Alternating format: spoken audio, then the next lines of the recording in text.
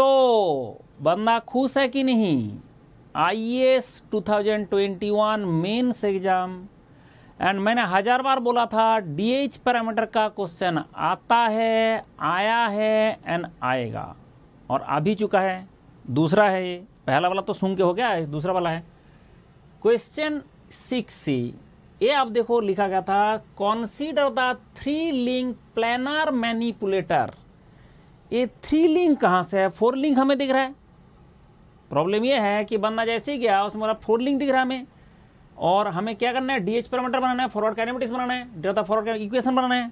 आप लोचा ये आ गया कि इसके केस में this is and effector okay, this is base that is also okay, ये रोटेट करता है। तो ऐसे मेरा ऐसे करके देखो, दिस इज फ्रेम, क्योंकि 3D से ही समझना पड़ता है। ये रेड वाला क्या है ना जेड, ये काला वाला क्या है एक्स, ये क्या है वाई। तो ये आपका जेड है, ये एक्स है, ये वाई है, ऐसे मान लिया गया। अब क्या है कि ये जो जंक्शन है यहाँ पे मूवमेंट दिखाया, पे मूवमेंट नहीं दिखाया, खतरनाक जुगाड़ लगा दिया।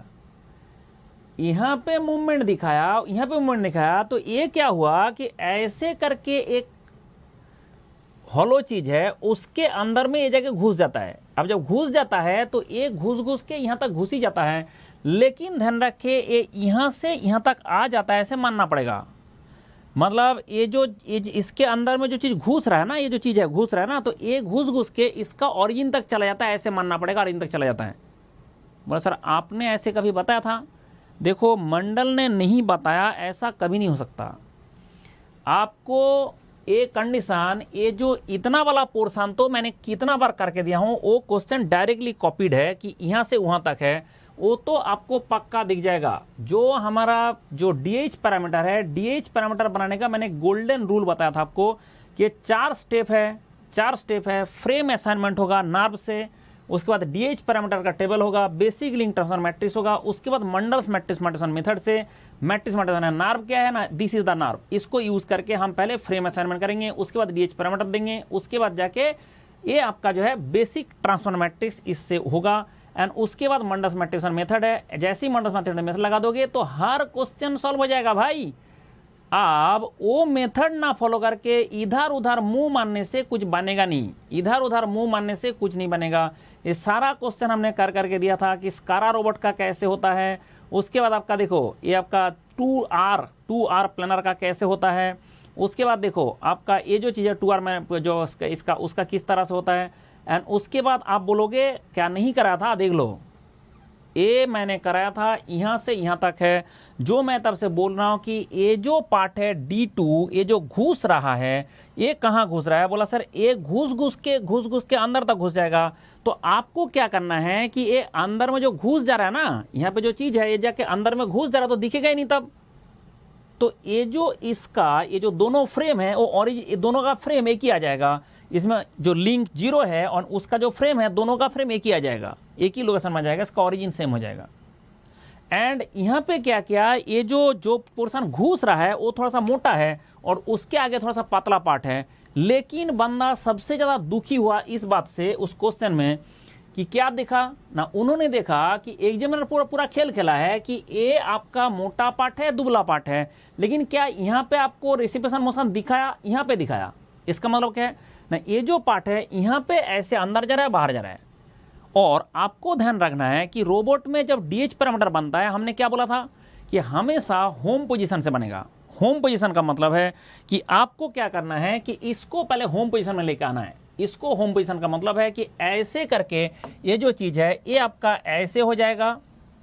उसके बाद ये जो दुबला वाला पार्ट है जो घुस रहा है, वो अंदर घुसता है, अंदर तक ऐसे घुस जाता है। मोटा वाला पार्ट जो अंदर तक ऐसे घुस जाता है, उसके बाद थोड़ा सा ऐसे पार्ट है। बट ये तो हमारा यहाँ पे ये तो फिक्स्ड है ना, यहाँ पे तो मोशन नहीं है ना। अब अगर ऐसे करके बना देते कार्व, क्या दिक्कत है? अगर ऐसे करके बना देते क्या दिक्कत है? तो ऐसे भी बन सकता था। तो इसके चक्कर में क्या होगा, यहाँ पे जाके आपका जॉइंट एक आ गया, यहाँ पे आपका जो जॉइंट आ गया that is rotary joint, and उसके बाद आगे आपका एंड इफेक्टर, उसके बाद आगे आपका this is and effector, and यहाँ पे जाके आपका and effector, that is joint link joint. तो ये आपका रोबोट का होम पोजीशन है। एंड यहाँ पे आपको देखना होगा कि सर जेड एक्सिस कहाँ होता है ना। उसके लिए आपको जो मैं नार्व रूल बताया था, नार्व क्या था, नार्व ना, उसका नार्व का जो जुगाड़ है, दिस इज द नार्व। जो आपका नार्व है, use this nerve. For frame assignment. आपको कुछ नहीं करना है, आपको देखना होगा एक्सिस किधर है। बोला एक्सिस जिधर है उस तरफ होगा जेड, इसके पहला वाला का एक्सिस किधर है उस तरफ होगा जेड, आप इसका जिधर कॉमन नॉर्मल होगा उधर होगा एक्स। तो बोला सर इसके हिसाब से तो आपका जो एक्सिस है, इसका एक्सिस है, ये तो ऐसे है, इसका जो एक्सिस है मैंने इसका बराबर बोला था, इसको बनाऊंगा जेड, ये आपका हो गया एक्स, ये आपका होगा वाई। तो ये जो चीज है ऐसे करके आ गया, ए ऐसे करके आ गया, ऐसे करके आ गया, आपका राइट हैंड कार्टेशियन कोऑर्डिनेट होना चाहिए, राइट हैंड। ऐसे कुछ अपना बोलने से नहीं होगा। अगर आपने इसको जेड माना तो ए वाई बनेगा, एक्स बनेगा। देखो अगर आपने इसको जेड बनाया तो ए बनेगा Y, right hand cartesian coordinate है ए एक्स, तो this is X, this is Y, this is Z. अपना इच्छा से नहीं होगा ऐसे, this is a Z, this is X, this is Y. तो बोला सर जेड एक्सिस अगर इधर आ गया, आपका जेड एक्सिस इधर आ गया, तो जेड एक्सिस इधर आ गया तो एक्स वाई को हमें पता नहीं। बोला सर एक्स वाई पता तभी होगा जब जेड एक्सिस तो आपका इधर आ गया, बताओ इसका जेड किधर है। बोला सर वो तो मूवमेंट इस तरफ करता है, तो इसका जेड इस तरफ में चला जाएगा, ध्यान रख के, इसका जेड इस तरफ में चला जाएगा, ऐसे जेड चला जाएगा इस तरफ से। दूसरा कलर देता हूं, दूसरा कलर देता हूं, दूसरा कलर ऐसे पिंक। देखो ये जो जेड एक्सिस है इसका जेड ऐसे जाना चाहिए, तो जेड 1 तो इधर है और जेड 0 तो इधर है, जेड 0 इधर है, उसका कॉमन नॉर्मल किधर होगा। हाँ this is a main question. अगर Z1 इधर जा रहा है और Z0 इस तरफ जा रहा है, Z0 इस तरफ जा रहा है, कॉमन नॉर्मल किधर है। बोला सर एक Z ऐसे ही करके आपका आ गया, ये वाला Z ऐसे ही करके आपका आ गया, तो ये तो दोनों कॉमन नॉर्मल क्या होगा, ऐसे का कॉमन नॉर्मल, जिधर कॉमन नॉर्मल उधर एक्स एक्सिस होना चाहिए। ऐसे कैसे, नार्व रूल क्या है भाई, क्या नार्व है हमारा, नार्व क्या बता रहा है, हमारा नाम क्या बता रहा है, जैसे आपका इसका जेड एक्सिस, इसका जेड एक्सिस जो कॉमन नॉर्मल है उस डायरेक्शन में एक्स होगा। तो इसके चक्कर में ये जो जेड एक्सिस है, इसका जेड एक्सिस है, ध्यान रखे, इसका जो जेड एक्सिस है वो इधर है और ये जो 0 वाला का फ्रेम का जेड एक्सिस इधर है, ऐसे जेड एक्सिस है। अब आप वाई उधर नहीं कर सकते, क्यों ना, उस तरफ में आपका एक्स होना चाहिए। तब पता चला ऐसे हो रहा है, ओ मतलब इधर में आपका जेड एक्सिस है, इधर में आपका एक्स एक्सिस है, इधर में वाई एक्सिस है, तब जाके हमारा जो फ्रेम बना, this frame is like this. इधर में आपका क्या हो गया, जेड एक्सिस है, इधर में आपका एक्स एक्सिस है, एंड इधर में हो गया आपका वाई एक्सिस। तो -y0 लिखा मैंने, y0 कि 0 वाला जो फ्रेम है ऐसे बनाना पड़ा, ये आपका जेड एक्सिस, ये आपका एक्स एक्सिस, ये आपका वाई एक्सिस। लेकिन उस तरफ बनाना पड़ता है क्योंकि उधर में रहता है रोबोट, तो उसके चक्कर में उस तरफ में बना दिया, तो -y0 हो जाएगा, -y0 दैट इज 0 फ्रेम। तो 0 फ्रेम। आप बोला सर 1 फ्रेम ना, 1 फ्रेम का जब बात करोगे तो सिंपल चीज है भाई, तुम्हारा जेड एक्सिस उधर आ गया। अब इसके बाद यहां पे एक रोटरी जॉइंट है, इसके बाद यहां पे एक रोटरी जॉइंट है, और अगर रोटरी जॉइंट है तो उसका, अगर यहां पे एक रोटरी जॉइंट है तो उसके चक्कर में जेड तो ऐसे बनेगा। तो इसका जेड इधर जा रहा था, उसका जेड उधर है, मतलब परपेंडिकुलर है, तो इसके चक्कर में कॉमन नॉर्मल ऐसे बनेगा, तो उसका एक्स भी फिर ऐसे बनेगा। मतलब अगर उसका एक्स ऐसे बनेगा तो किस तरह से बनेगा, बोला सर उसका अगर एक्स ऐसे बनेगा, उसका अगर एक्स ऐसे बनेगा तो इसके चक्कर में आपका इस तरफ में एक्स एक्सिस बन जाएगा और आपका जेड एक्सिस की तरह बनेगा। अगर इस तरह में एक्सिस बन जाएगा तो जेड एक्सिस तो आपका उसका परपेंडिकुलर टू दिस ऐसे बनेगा। अब वाई इधर आ रहा है, ये तो वाई है ना, ये तो वाई इधर आ रहा है, वाई इधर आ, तो उसका तरफ में करके मैंने -y बोल दिया। अब इसका क्या करें, बोला सर इसका जो जेड एक्सिस है आपने इस तरह में दे दिया, और अगर जेड इस तरफ में दे दिया, जेड इस तरफ में दे दिया, right hand cartesian coordinate, right hand follow करना है, तो इसके तरफ में एक्स होगा और वाई आपका परपेंडिकुलर टू दिस पेपर इस तरह में आ जाएगा। अब लास्ट वाला सुनना कुछ करना ही नहीं है, लास्ट वाला तो ऐसे हो जाएगा। वो तो आपका क्या होगा, ये आपका ऐसे है, तो इसके चक्कर में ऐसे आपका जो जेड हो गया, ऐसे आपका एक्स हो गया, ऐसे आपका वाई हो गया, उसमें क्या करना है, तो ये दोनों तो सेम ही है, ये दोनों तो सेम ही है। जब रोटरी जॉइंट होता है ये दोनों तो सेम ही है, तो इसके चक्कर में ऐसा हो जाएगा। तो ये आपका हो गया फ्रेम असाइनमेंट। आज तक ये फ्रेम असाइनमेंट मैंने कितना बच्चा को समझा दिया, जो मेरे से पढ़ के गया उसको फ्रेम असाइनमेंट करने में कोई तकलीफ नहीं हुआ। और अगर जब तक मंडल से नहीं पढ़ोगे और ये नार्व यूज नहीं करोगे, ये नार्व वाला फंडा यूज नहीं करोगे कि आपका जो दोनों एक्सिस है उसका कॉमन नॉर्मल जिधर उधर एक्स एक्सिस है, और अगर एक्स और वाई जेड पता चल गया तो उसका राइट हैंड कार्टेशियन कोऑर्डिनेट होता है, तो सिर्फ आपको राइट हैंड यूज करना होगा। सिर्फ आपको ऐसा राइट हैंड यूज करना पड़ेगा कि अगर इधर में जेड एक्सिस गया तो एक्स इधर जाएगा, वाई इधर जाएगा, ऐसे कर दो, इधर में जेड जाएगा तो एक्स इधर जाएगा, वाई इधर जाएगा, ऐसे कर दो, कैसे भी कर दो आपका एक्स वाई जेड मिल जाएगा। ये आपका पूरा केस है। लेकिन ये जो आपका बीच में जंक्शन है, ध्यान रखे, ये जो आपका बीच में जंक्शन है, एक जनरली लोगों ने समझता नहीं है कि ये ऐसे आएगा जाएगा, मतलब ये जो चीज है अंदर घुस जाएगा तो तुम्हें दिखेगा ही नहीं ना, अगर ये पोर्शन अंदर में घुस गया तुम्हें दिखेगा ही नहीं ना, और जब तक एकदम यहाँ पे शो करके नहीं दिया तो हम मानेंगे आपका एकदम ये ओरिजिन तक आगे घुस जाएगा। जब तक देगा नहीं तो ओरिजिन तक घुस जाएगा। बोले ये कहाँ से आपने बता रहे हो? मैं नहीं बता रहा हूँ, मैंने पढ़ा चुका हूँ। मैं ये बता नहीं रहा हूँ, मैं इसको पढ़ा चुका हूँ, आपको पहले ही पढ़ा चुका हूँ। ये आपका प्लानर है और ये आपका यहाँ से यहाँ तक है। उसके बाद यहाँ पे सिर्फ एक रोटरी ज्वाइन किया गया। ये आपका सेम चीज़ है, यहाँ पे एक रोटरी एक्स्ट्रा ज्वाइन किया और कुछ एक्स्ट्रा नहीं किया। यहाँ पे अगर रोटरी ज्वाइन करने से कुछ नहीं होता है, इसका फ्रेम इसका जैसे फ्रेम था और एक रोटरी ज्वाइन करो तो सेम तो रोटरी का सेम फ्रेम होता है, रोटरी का तो सेम फ्रेम होता है। तो उसके चक्कर में लास्ट फ्रेम में कोई दिक्कत नहीं है, तो 3 फ्रेम ऐसे बिंदास बन जाएगा। तो ये जुगाड़ मैंने आपको बहुत तोप तरीका से कराया था। अगर जिसको देखना है, अगर कि सर ऐसे कैसे किया था, उसके लिए आपके सामने ये लिंक है, क्योंकि ये जो आपको लिंक दिख रहा है unacademy.com, इसमें देखो आपका मेरा लेक्चर भी दिखेगा एंड उसके साथ साथ वो नार्व्स कैसे यूज किया गया, उसके साथ ऐसे फ्रेम कैसे असाइन किया गया, उसका कैसे बनाया गया था। उसके बाद ये भी देखना चाहते हो, सब दिख जाएगा कि किस तरह से फ्रेम असाइन किया जाता है। इसमें यूट्यूब में लिंक मिल जाएगा। मतलब ये पूरा के पूरा केस है। तो ये रोबोटिक्स वाला जो चीज़ है, ये आपको मैंने पहले मेंस में के लिए दिया था एंड दैट इज 100% जो है वही आया है, वही आता है, वही आएगा। एक लिंक जोड़ दिया गया जिससे 2 से 3 हो गया, बस, और कोई दिक्कत नहीं है। आप जाके बोला सर ठीक है ये हमारा छोड़ दीजिए, आप बताइए आपका ये क्या होगा, क्योंकि इसका सेम ओरिजिन। क्यों सेम ओरिजिन ना? ये जो चीज़ है घुस के अंदर आ चुका है और ये होम पोजीशन ऐसा है। फिर आपने ऐसे करो जैसे करो, बट होम पोजीशन ऐसा होता है। तो होम पोजीशन में जाके हमने इसका फ्रेम असाइनमेंट कर दिया। ये आपका D2 हो गया, ये आपका A3 हो गया। आप जाके बोला सर फ्रेम असाइनमेंट आपका हो गया, बताइए DH पैरामीटर का टेबल में कैसे लिखेंगे, how we can write the DH parameter table. DH parameter निकालने के लिए उसमें भी हमारा जो ये जो रूल है, इसी से देखना पड़ता है कि भाई ये जो कॉमन नॉर्मल का डिस्टेंस है, मतलब जो कॉमन नॉर्मल जो एक्सिस को टच करता है उसका डिस्टेंस को बोलता है लिंक लेंथ। आप बोला सर यहाँ पे आपका जो कॉमन नॉर्मल है दोनों इंटरसेक्ट किया, यहाँ भी कॉमन नॉर्मल इंटरसेक्ट किया। अगर कॉमन नॉर्मल दोनों इंटरसेक्ट किया, यहाँ भी इंटरसेक्ट किया, वहाँ भी इंटरसेक्ट किया, तो जहाँ जहाँ कॉमन नॉर्मल इंटरसेक्ट कर गया, जहाँ जहाँ कॉमन नॉर्मल इंटरसेक्ट कर गया, वहाँ क्या होगा? वहाँ जहाँ कॉमन नॉर्मल इंटरसेक्ट कर गया वहाँ क्या होगा? सर यहाँ पे 0 होगा, यहाँ पे 0 होगा, क्योंकि आपका जेड एक्सिस दोनों इंटरसेक्ट कर गया। उसके चक्कर में कॉमन नॉर्मल आपका एक ही पॉइंट में आ गया। भाई ध्यान से देख लो इसका, एक बार सीख भी लो ढंग से। ये हमारा जेड एक्सिस है, यहाँ पे ये हमारा जेड एक्सिस है और ये हमारा हाँ ऐसे होगा, ये हमारा जेड एक्सिस है और यहाँ पे हमारा जेड एक्सिस है। तो ये जेड एक्सिस आके इसी से चला जाएगा ना, तो इसका जेड एक्सिस के साथ ही चला जाएगा। तो उसका दोनों जेड एक्सिस के बीच में डिस्टेंस ही नहीं है, दोनों जेड एक्सिस के बीच में डिस्टेंस ही नहीं है। तो कहाँ से होगा? तो उसके चक्कर में आपका 0 हो जाएगा। इसका जेड एक्सिस, इसका जेड एक्सिस, इसका जेड ऐसे बैठा था, इसका जेड ऐसे बैठा था, इसका जेड ऐसे बैठा था, ये जेड इधर जा रहा है, तो ये दोनों तो इंटरसेक्ट करेगा तो 0 ही हो जाएगा ना। बट इसका जेड A3 डिस्टेंस में है, इसका जेड के साथ इसका जेड A3 डिस्टेंस में है। अगर A3 डिस्टेंस में, कॉमन नॉर्मल A3 डिस्टेंस में आ गया, तब जाके इसका DH पैरामीटर में यहाँ पे आ जाएगा A3, इसका DH पैरामीटर में यहाँ पे आ जाएगा A3, बस हो गया। What is alpha I? Alpha I होता है लिंक ट्विस्ट। यस, अल्फा होता है लिंक ट्विस्ट। क्या है लिंक ट्विस्ट? हमारा नार्व बता रहा है, नार्व, ये नार्व मैंने बोला हूं इसका नाम नार्व बोला हूं कि इसी से सारे DH पैरामीटर होता है। कि आपको देखना होगा ये जो एक्सिस है, ये एक्सिस है और ये जो एक्सिस है उससे पहला वाला, ये एक्सिस है उसका पहला वाला एक्सिस है, इस दोनों के बीच में एंगल कितना है? इस एक्सिस में जेड, इस जेड के साथ इस जेड का एंगल कितना है? और राइट हैंड स्क्रू के हिसाब से होता है, राइट हैंड स्क्रू के हिसाब से। जैसे राइट हैंड स्क्रू, जैसे आप घुमा रहे हो, राइट हैंड स्क्रू ऐसे घुमाते हो आगे बढ़ता है ना, और ऐसे घुमाते आगे बढ़ता है।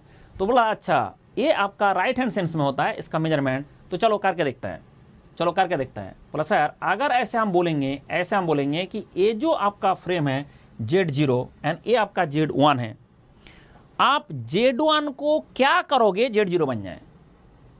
कितना घुमाने से Z0 बन जाएगा?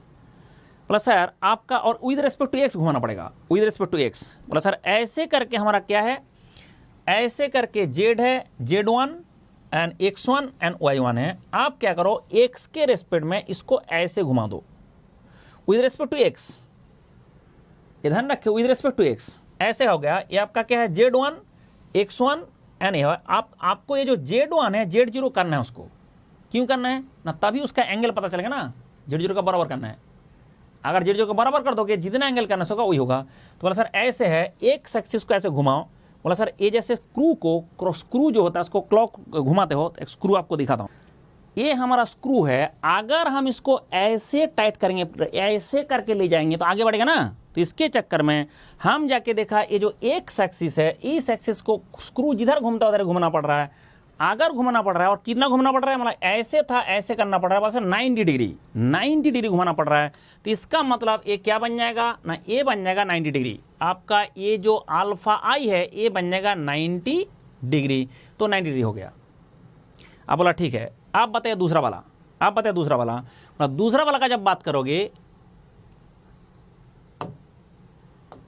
जब दूसरा वाला का बात करोगे, सर ये आपका जेड बैठा है इधर, जेड बैठा है इधर, एक्स बैठा है इधर, तो ऐसे जेड बैठा है। आप क्या करना होगा, एक्स के रेस्पेक्ट में क्या करूं, एक्स को क्या करूं कि ये Z2 बन जाए, Z1 बन जाए, Z2 जो है क्या करूं, Z2 Z1 की तरफ हो जाए। बोले सर आपको ऐसे करना होगा, अगर ऐसे करना है, अगर आपका चीज को देखो Z2 को Z1 बनाना है, Z2 को Z1 बनाना है, तो Z2 को क्या कर दूं कि ऐसे बन जाए, बट एक्स के रेस्पेक्ट में रोटेट करना है, रोटेट हमें एक्स के रेस्पेक्ट में करना है।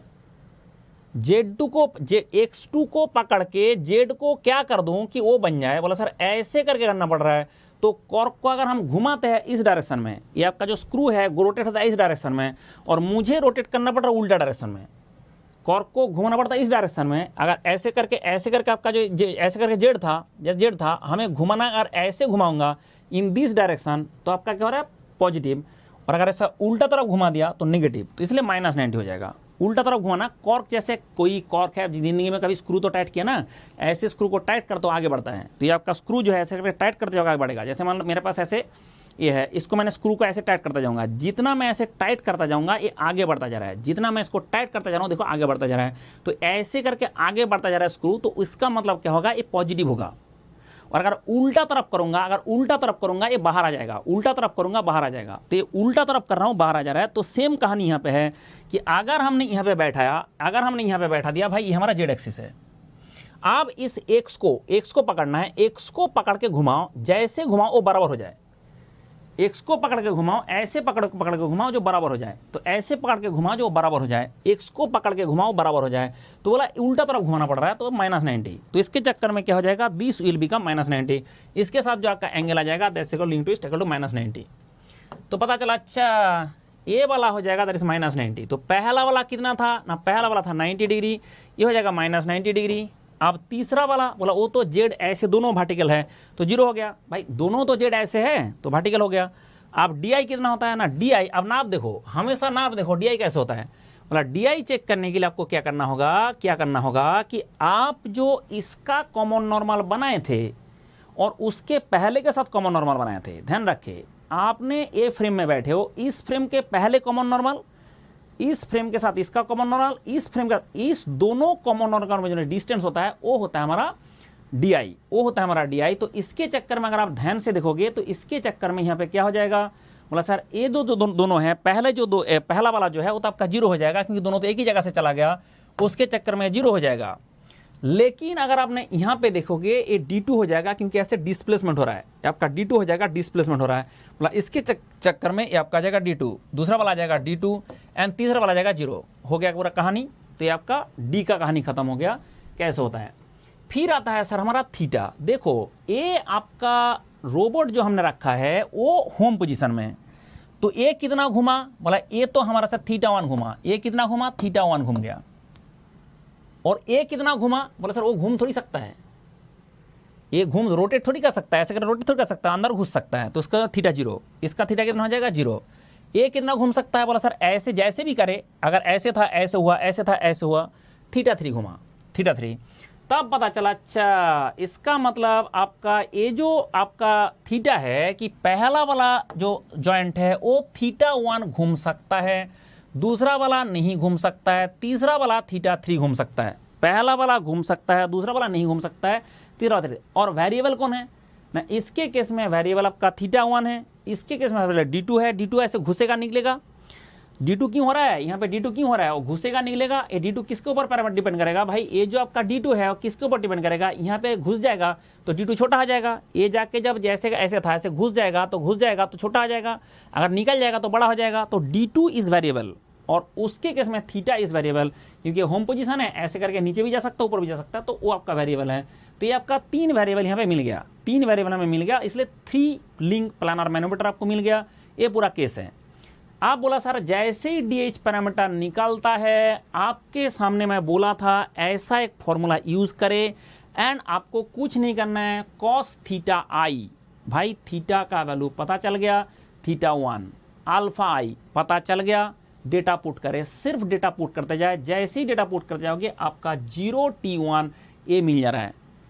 आपके सामने डेटा पड़ा हुआ है ना, ये डेटा पड़ा हुआ है, ये डेटा आपका alpha I, alpha A I, alpha I, D I, theta I, ये सारे डेटा पुट कर दो, आपका 0T1 मिल जाएगा। दूसरा वाला लाइन का डेटा पुट कर दो, आपका जो है 1T2 मिल जाएगा। तीसरा वाला लाइन का डेटा पुट कर दो, तीसरा वाला लाइन का डेटा पुट कर दो, तीसरा वाला लाइन का डेटा पुट कर दो, जैसे तीसरा वाला डेटा पुट कर दोगे 2T3 मिल जाएगा।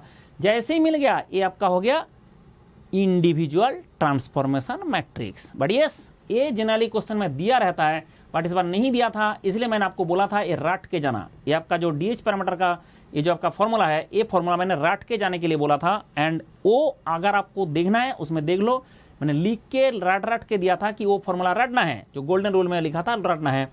फिर इसको तीनों मल्टीप्लाई करना है, बस 3 मैट्रिक्स से मल्टीप्लाई कर दो। मंडल का जुगाड़ है मैट्रिक्स मल्टीप्लिकेशन का।